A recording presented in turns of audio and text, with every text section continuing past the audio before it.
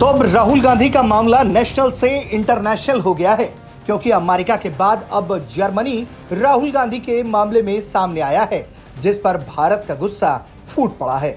लोकसभा में राहुल गांधी की सदस्यता रद्द होने को लेकर जर्मनी के बयान पर कांग्रेस पार्टी ने जहां जर्मन विदेश मंत्रालय को धन्यवाद दे दिया, वहीं इस मुद्दे पर जर्मनी और अमेरिका की ओर से की गई टिप्पणी को लेकर बीजेपी ने विपक्षी दलों के जश्न मनाने पर आरोप लगाते हुए कड़ी आलोचना कर दी।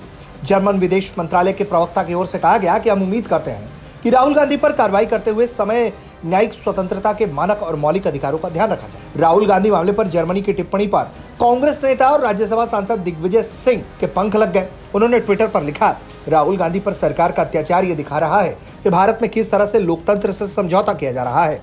इस ओर ध्यान देने के लिए जर्मनी के विदेश मंत्रालय और रिचर्ड वॉकर का धन्यवाद। इसके अलावा कांग्रेस नेता ने लिखा कि राहुल गांधी के मामले पर ध्यान देने के लिए जर्मनी विदेश मंत्रालय का धन्यवाद। कांग्रेसी नेताओं के इस धन्यवाद नोट पर बीजेपी का गुस्सा फूट पड़ा। बीजेपी नेता और केंद्रीय मंत्री किरेन रिजिजू ने ट्वीट करते हुए लिखा कि भारत के आंतरिक मामलों में हस्तक्षेप करने और विदेशी शक्तियों को आमंत्रित करने के लिए राहुल गांधी का धन्यवाद। लेकिन ये बात याद रखिए, भारतीय न्यायपालिका विदेशी हस्तक्षेप से प्रभावित नहीं हो सकती।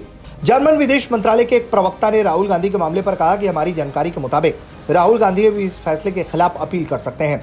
इस अपील के बाद ये साफ हो जाएगा कि क्या ये फैसला कायम रहेगा, लेकिन हम उम्मीद करते हैं कि राहुल गांधी पर कार्रवाई करते समय न्यायिक स्वतंत्रता के मानक और मौलिक लोकतांत्रिक सिद्धांतों के अधिकारों का ध्यान रखा जाएगा। राहुल गांधी मामले में जर्मनी या किसी अन्य यूरोपीय देशों की ओर से ये पहली प्रतिक्रिया थी। जर्मनी की ओर से ये बयान ऐसे वक्त में आया जब हाल ही में अमेरिकी विदेश मंत्रालय ने कहा था कि अमेरिका भारतीय अदालतों में राहुल गांधी के मामले पर नजर रखे हुए है।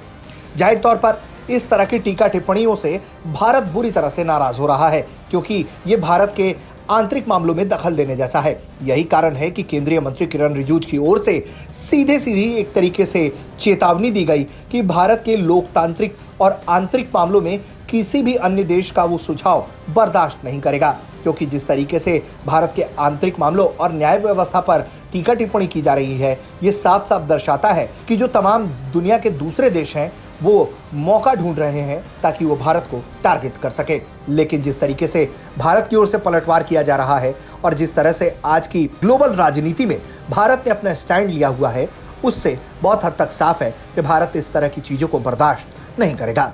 ब्यूरो रिपोर्ट, भारत तक।